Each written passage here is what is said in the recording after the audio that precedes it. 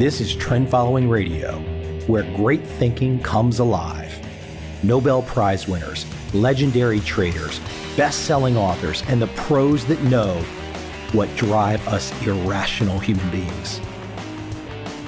I am your host, Michael Covel. Not filtered, raw, honest. That's my passion.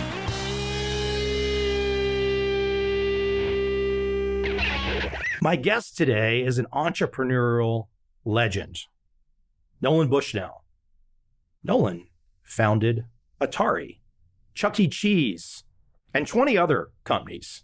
He's never stopped. He's a serial entrepreneur. But how cool is that? A conversation with the guy that started Atari. There's probably no other invention. In fact, I know there's no other invention that shaped my life early on, before the age of 10, than an Atari. That was it. It was an Atari. And all these years later, I get to talk to the guy who invented the damn thing. Podcasts are awesome. Conversations are awesome. My guest today, Nolan Bushnell, easily one of my favorite conversations of all time. He's awesome. Without any further build-up from me, without any further fanboy from me, enjoy this conversation with Nolan Bushnell.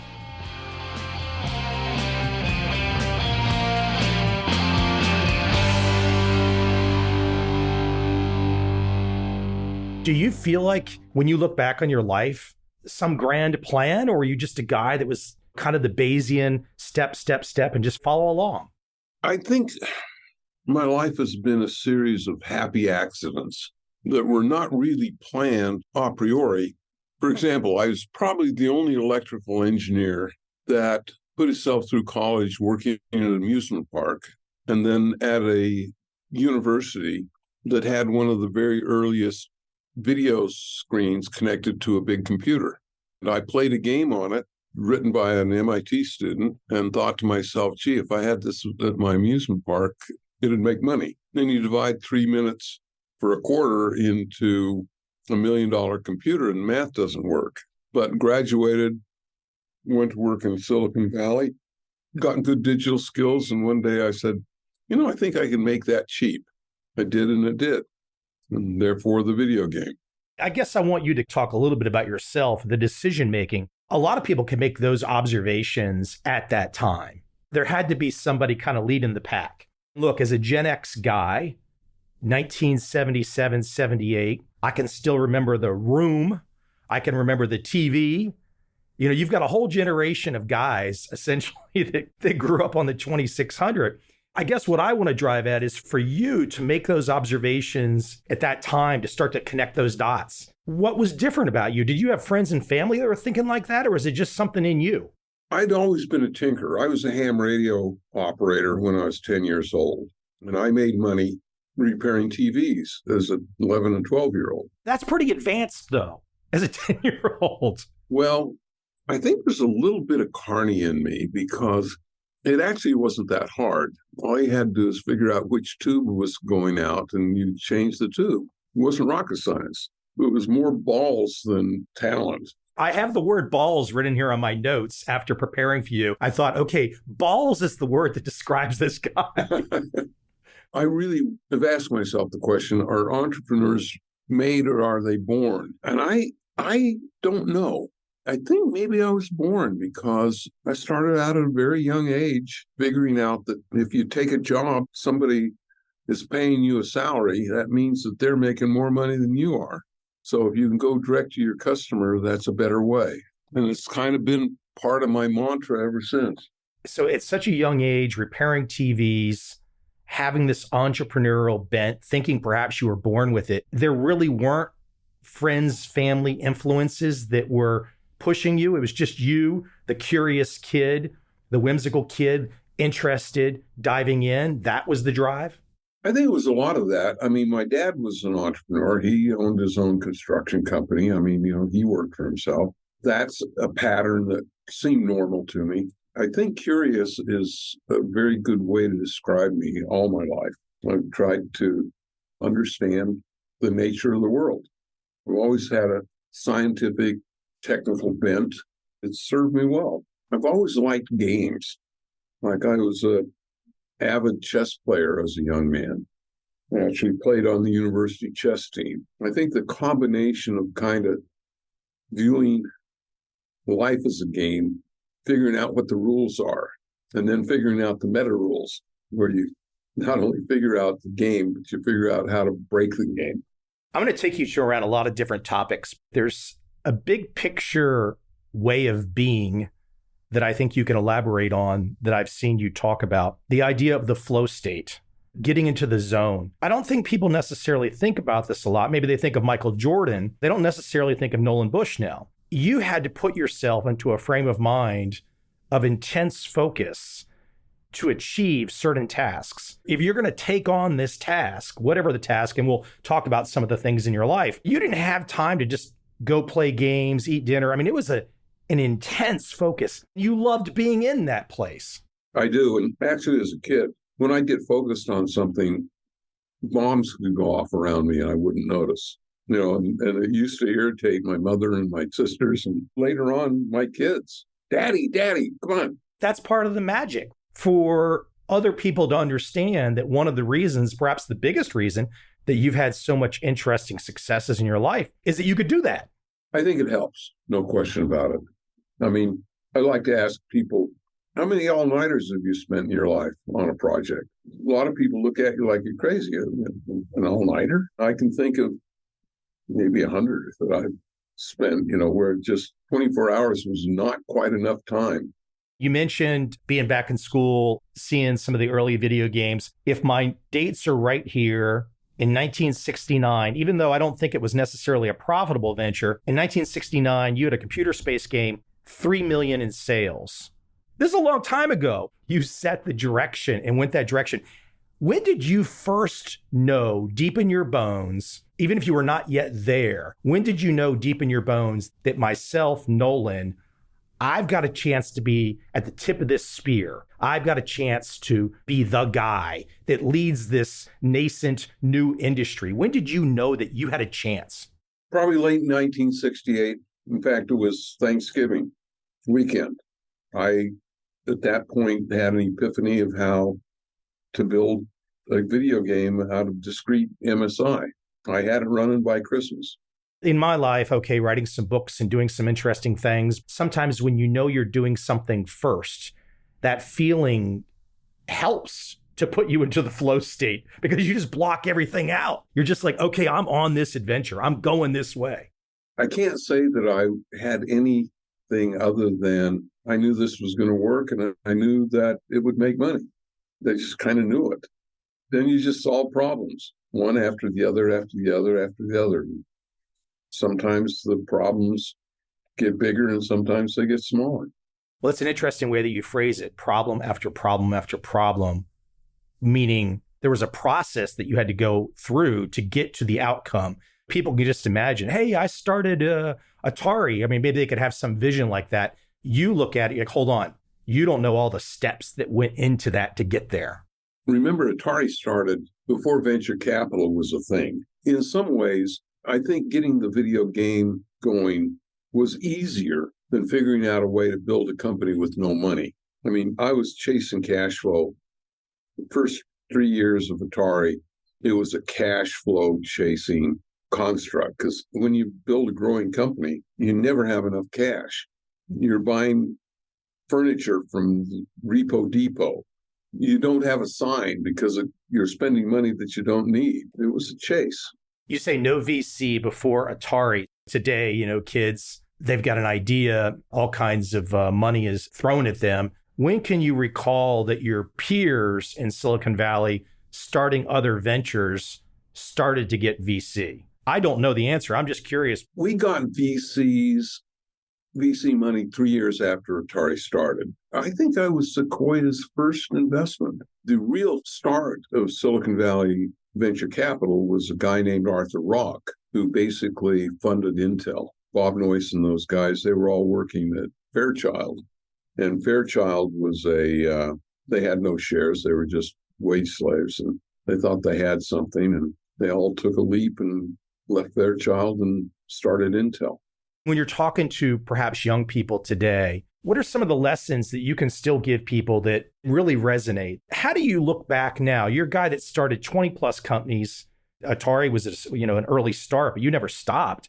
When you reflect back and you want to provide wisdom, what kind of internal conversations do you have when you look at the landscape of entrepreneurs and when you look at the landscape of the world right now? I suggest that if you're a 16-year-old, get a lot of different jobs. Flip hamburgers, drive an Uber. It takes you 3-4 months to learn 90% of a job. Do a lot of different jobs. Get a lot of experience in life, because you never know where that nuanced learning can be applied to something else. Because innovation is about synthesis. Take something that's there, mash it together with something that's also there, and you end up with something new. There are too many kids who graduate from college never really having a job. And I think that's very short-sighted. When we start this conversation, you say you're in your lab, and I can't see all the details. For people that are listening, it kind of looks like a professor, mad scientist, pretty eclectic, right? Oh, very. The images that people want to portray online these days, it's like this manicured this, and it's not real. It's not the real world. The real world is messy, and it's interesting, and it's complicated. We want to put a paint job on everything and varnish it, but that's not how it is. Well, if you're looking at what I'm looking at, I basically got 4 giant monitors right here. So I've got kind of a wall of monitors, and I've got stuff going on up here, and I've got stuff going on down here. I've got my calendar over here, and I've got you here. Now, what are you doing with a wall of monitors, if I may ask? Well, I've got projects. Do you know how I start a company? I start a PowerPoint deck, though I use Google Docs now. When you think about a company, you have to think about marketing, people, finance, projections, technology. The best way to do that is think about it as a prezo. And I kind of fill in the blanks. I mean, I've done it enough times that I kind of know where all the blanks are. And then you have something that if you want to go out and raise money, you've got the bones for it. Are you 80? You just turned 80? Just turned 80. Okay. I can look at you. I can feel the energy. People can feel it in your voice.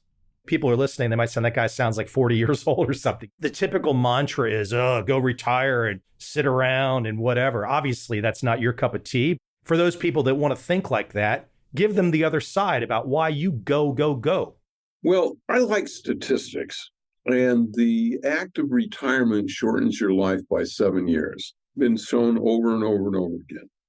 Now, I don't think it's all causal, because I think some people who retire may have some health issues that feed into that. But at the same time, I think we're designed genetically to be problem solvers, to be on a quest. That's kind of my logical thinking. But in reality, I think projects are fun. I've got 4 projects I'm working on right now. I've got an education company called ExoDexa. I'm going to see if I can't gamify education. And I've done enough research and testing that I believe I can teach 100% of what kids learn in high school in about 6 months using software. So the 4 years reduced to 6 months. Yeah, with better outcomes and better retention. I think intuitively, most people could probably agree with that, because you can think about all the wasted time that goes on in school. I was bored out of my mind. Yeah, most kids are. Let's go back to the flow state for a minute. The flow state is actually kind of like the learning flap. If you're in the flow state, you're learning at maximum speed. And so if I can gamify curriculum, if I have a game of chemistry, you can learn more chemistry faster than you can shake a stick at.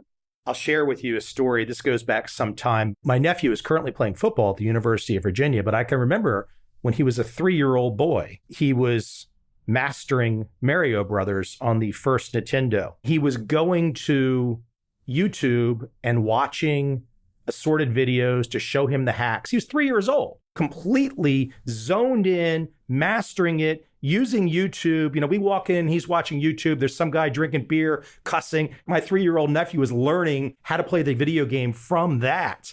That's probably some of his most important learning lessons versus what they were probably showing him in kindergarten and first grade a couple years later.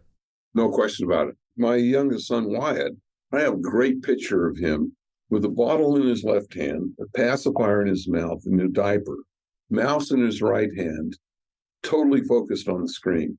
And he'd say, I'm going down, I'm going to work with Dad. And I had another computer set up for him, and he was playing Pajama Sam as a 2-year-old, just barely able to talk. And he said to me, Dad, I could do better at this game if I knew how to read. I just think that's precious. And right now, he just turned 28. He and I are both Aquarians. He's got a software company and made $1 million this year. That's awesome.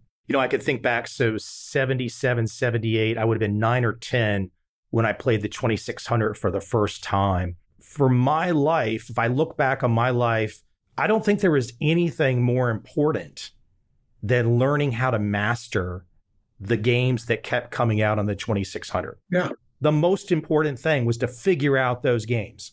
Well, I have 8 kids, and each one of them had a different technical experience based on their birth order. I can remember that when my oldest son was in first grade, second grade, that was when I bought my first Macintosh and showed him how to do HyperCard. And he made his first game at 8 using HyperCard on the Macintosh. 8 kids, I can really see the impact of technology. All of a sudden going from 300 baud modems to the internet. These are big steps. Let me take you back in time a little bit. You brought up the Macintosh. About 5, 6, 7 years ago, I was leaving Saigon to go back to America for a trip my parents were visiting. I was sitting in the business class lounge at midnight, and some guy tapped me on the shoulder and wanted to use his splitter to share the electrical outlet with me. Okay, this is like 2015 or 16. He's right behind me, like a foot away from me. And I looked at him, and he was kind of graying hair and a little portly. And I looked at him and I said, yeah, you can share my splitter with me as long as you give me a selfie. And he started laughing because no one else in that business class lounge of 100 people knew that was Steve Wozniak. What a great story, because it's a great lead in to you, because at some stage of the game, you hired him, correct? Kinda. I hired Steve Jobs and put Steve on the night shift because I knew that Woz hung out with Steve, but he was working full-time at Hewlett-Packard at the time. I used to say by putting Steve on the night shift, I hired 2 Steves for the price of one. When they did break, Woz did all the heavy lifting there. He was the technical genius there, I'm pretty sure. Steve Wozniak is a savant. He could get into the flow state as well. Oh, man. I'd be willing to bet he's one guy that's maybe had more all-nighters than I have. That story I just told you, the funniest thing is after I took the selfie with him, he turned around and we didn't talk anymore or anything. That was all we talked, to share the electrical outlet. And my father looked at me like, why are you taking a selfie with this chubby guy in the business class lounge at 12 a.m.? What are you doing? I think it's also a great example, though, when you bring up the Macintosh. If I look at your career in whole, so many different ventures. You've had some tremendous successes, but you've also had some failures. That's normal. That's another thing that's not taught to young people today. People today are trying to be perfect, and they're not taking any risks. Talk to success and failure and taking risks. And how did you understand that equation as a young man, that it was okay to fail? It's a game. You're going to lose some of your games. And in fact, when you lose a game, you learn more than when you win one. In my analysis, my successes have been right time, right place. My failures have been wrong time, wrong place. The timing of things is really, really important. That's why today I have what I call the marinade pile, where when I get an idea for a business, I create my little PowerPoint and I put it on the shelf and let it marinate. Because if you only have one idea, there's only one time. Now, there's only one place here. If you've got a month, several, all of a sudden, something happens in life and you say, right time for plan B. Or maybe somebody comes along that is the perfect employee that can catalyze the business. Right time, right person. By being willing to be patient a little bit, increase your probability of successful outcomes. You could put that on a t-shirt. I think so. When you say to me, hey, Mike, I can take the 4-year high school experience reduce it to 6 months. Well, that statement on the t-shirt is the start of getting there in 6 months. It's one of the starts. It was actually a longer story there. I had an education company before that failed. I had the right technology, but I had the wrong marketing plan. Breaking into the school system is really, really tough. COVID did an interesting thing. It put kids at home with their parents.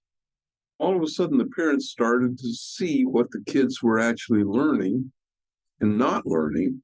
And so the openness for parents to get engaged with tutors and online learning all of a sudden increased by an order of magnitude. I'm taking all my knowledge from the failed company, restructuring it and putting it into ExoDexa. Let me get you to clarify a little bit about your perspective on subjects.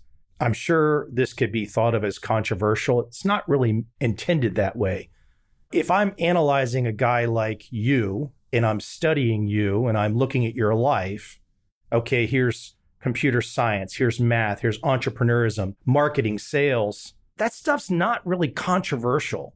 It's like bread and butter for learning. It does seem like today that we're spending a lot of time in education on what I would call political subjects, where the young kids, instead of just getting the basics all down, can really go attack the world and they can take whatever political position they want later on in life.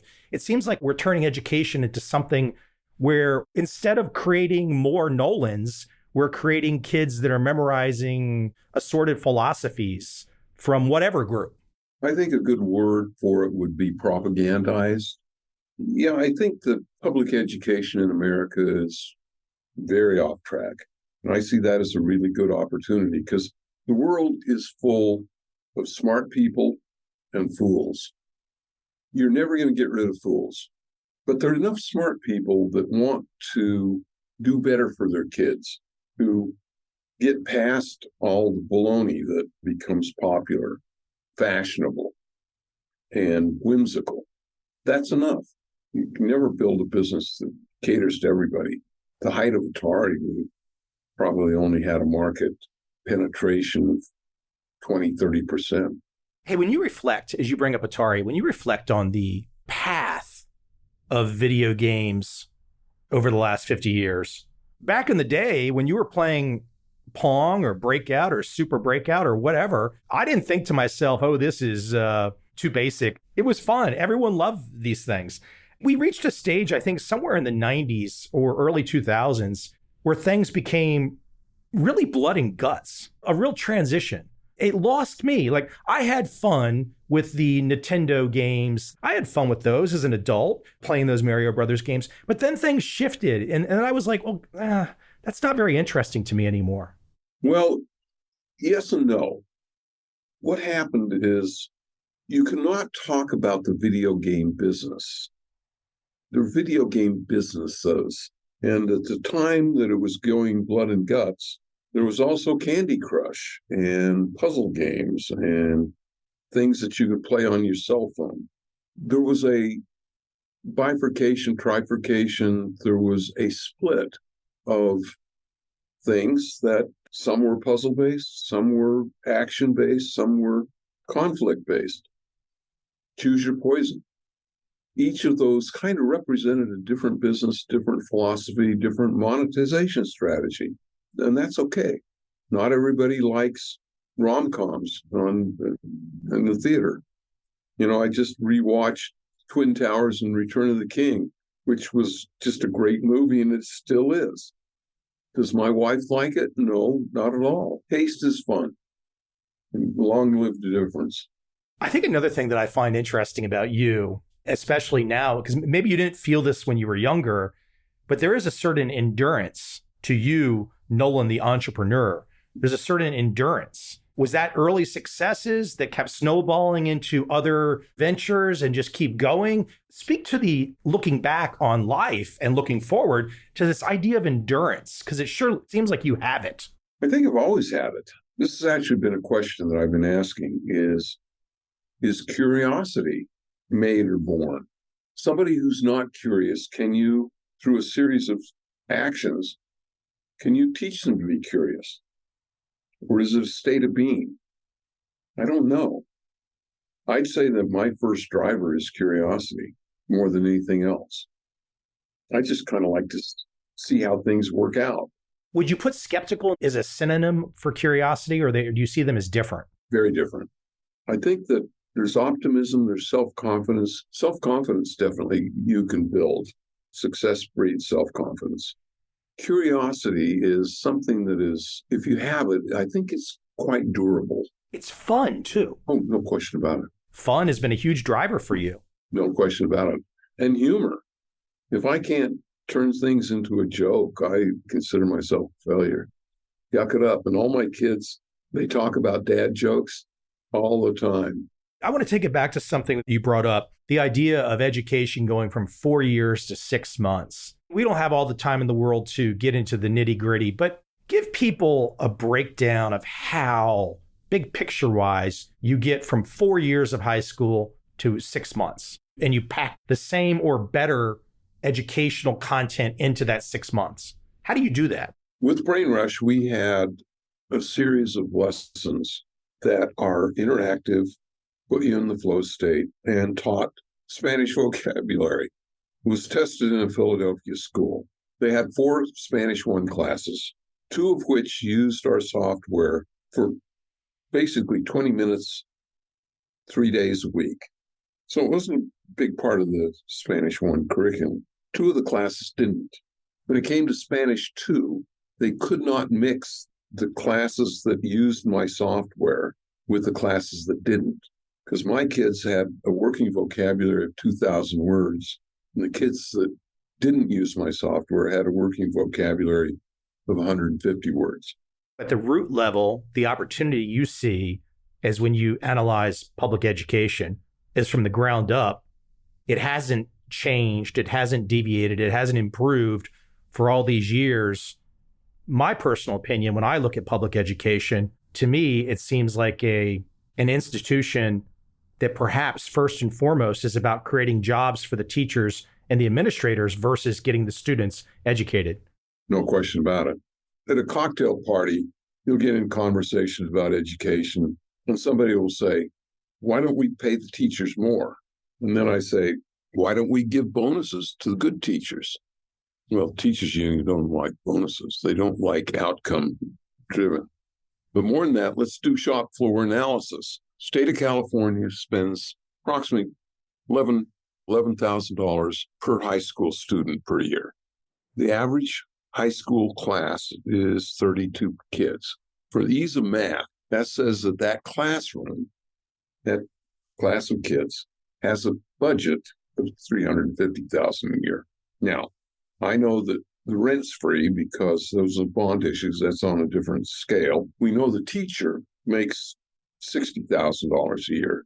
Janitorial, heat, lights, maybe $10,000. So let's say that there's $100,000 pays for the teacher, pays for all the other stuff. Where'd the other $220,000 go? LA Unified has 1 million square feet in downtown Los Angeles. No teachers, no students, only administrators.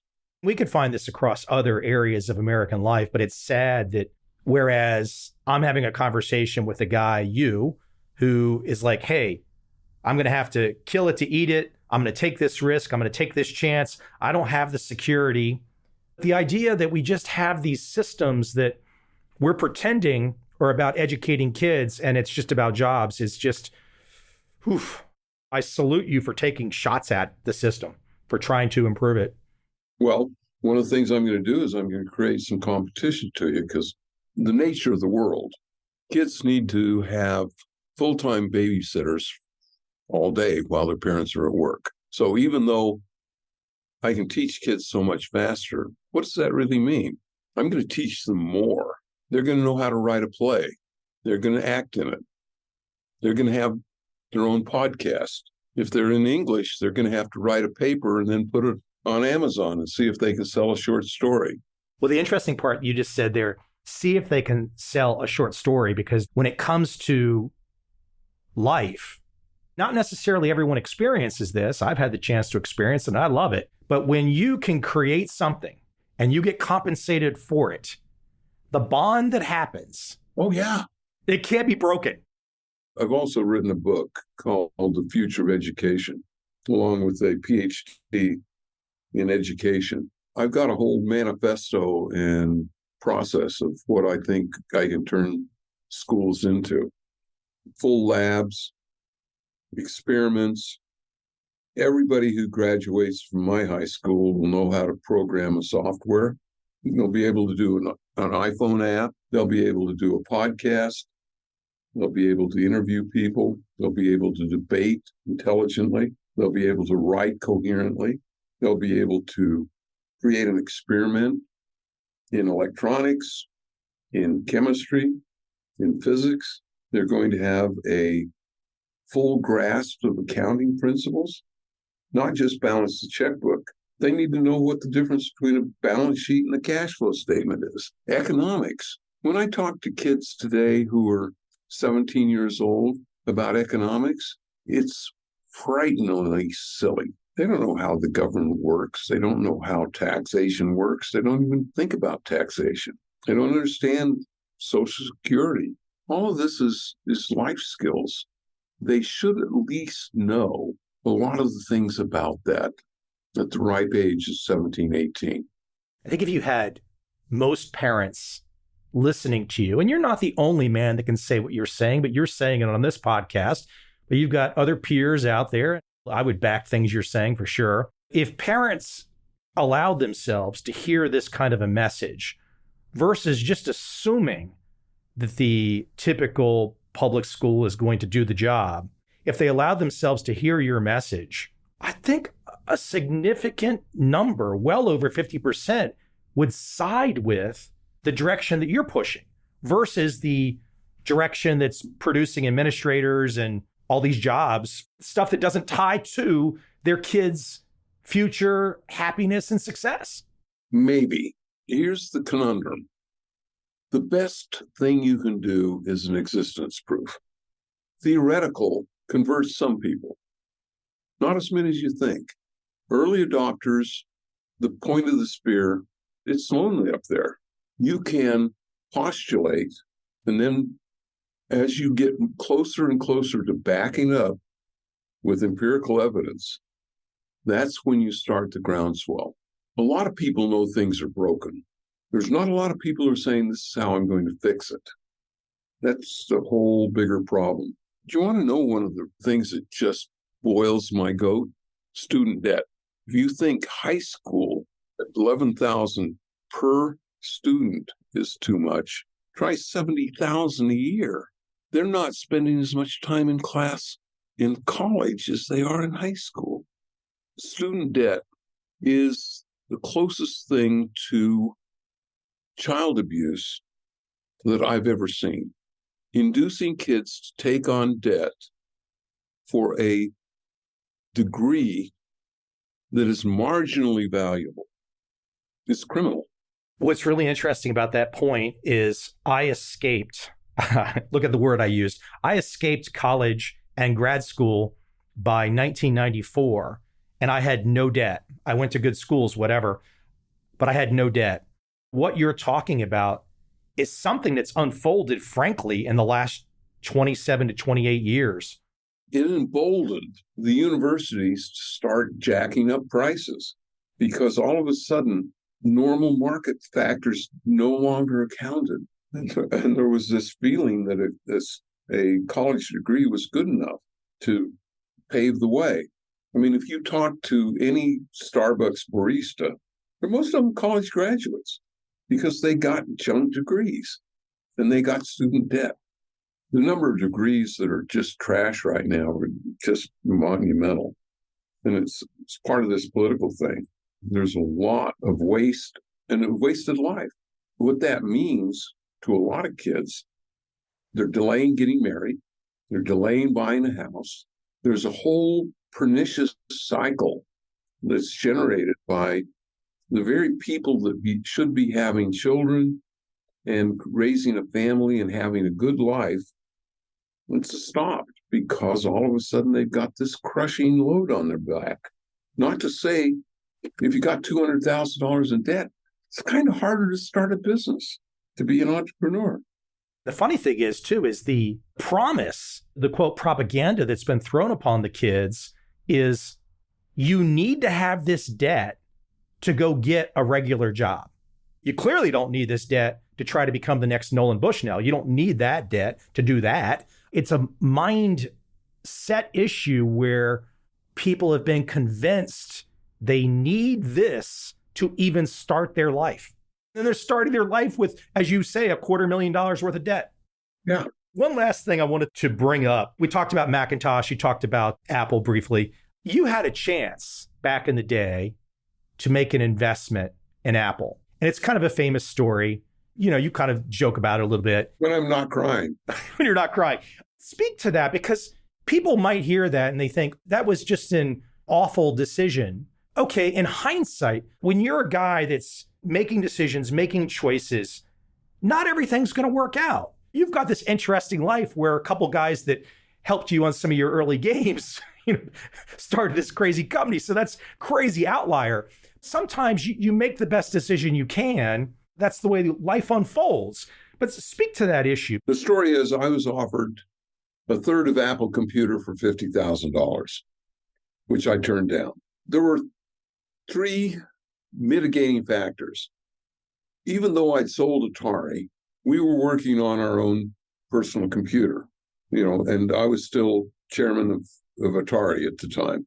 And so I felt there would be a conflict of interest. That's one. That wasn't a huge one. The second issue was I didn't believe that Steve had the people skills to be a good CEO. As it turns out, I did him a favor because I wouldn't have had the time that Mike Markkula, who was the first president of Apple and did put money in, he mentored Steve and seasoned him.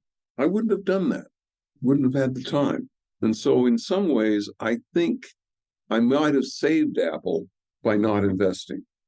We were talking about the idea of creation, and I would just love your perspective on this. This concept of NFTs in the last couple of years, I can go online, I can see that people that created the video games that ran on your system and other systems back in the day, those ROM cards get thrown around the internet and whatnot. It's unfair, because the creators don't get compensated for it. But if we can ever get this digital technology down right, talk about the opportunities for young people in the future to potentially create something in the digital space and control it and be compensated for it and protect yourself. If we can get to that, I would love to have that feeling of my products can be protected, I can be compensated. Well, if we can get that right, it'll be quite exciting. The blockchain world is one where I have some issues with blockchain as a store of value, savings account, having your net worth tied up. I believe smart contracts and seamless value transfer under some kind of a rubric of not only control, but royalties and what have you.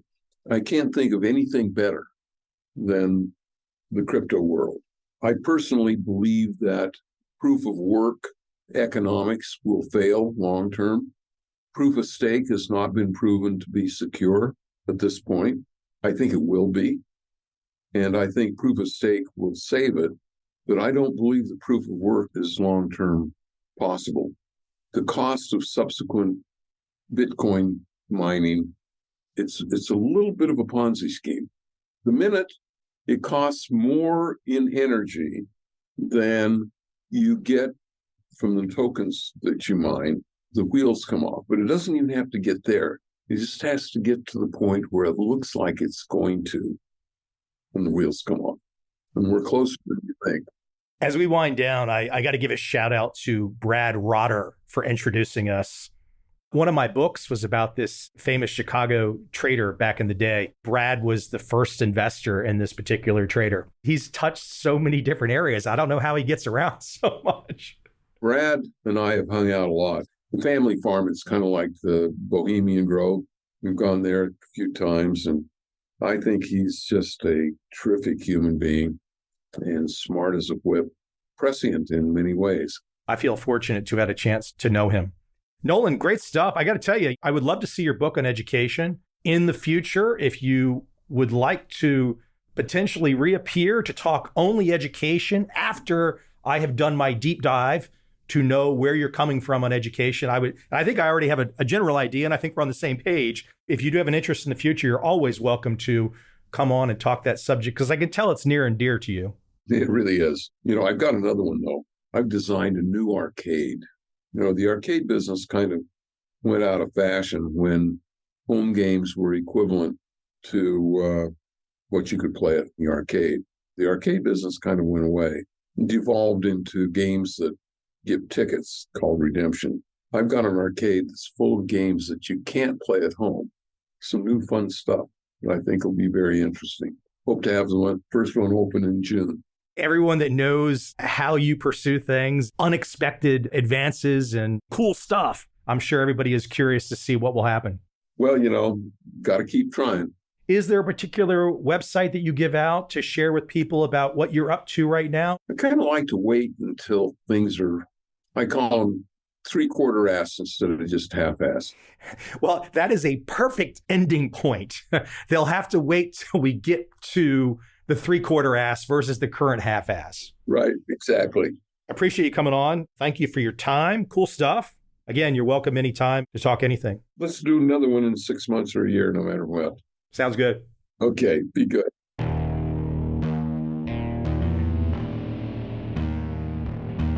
I see a time when those awake will understand how to make money in up, down, and surprise markets. Whether new trader or experienced, college student or financial advisor, protecting against a crash or just trying to make a lot of money, trend following offers everyone an answer in uncertain times. To get started immediately, send me an email, michael@covel.com. I will send you the right trend following steps to take along with my free video. But if you want to buy and hold, trust the government and trust Wall Street, this is absolutely not for you.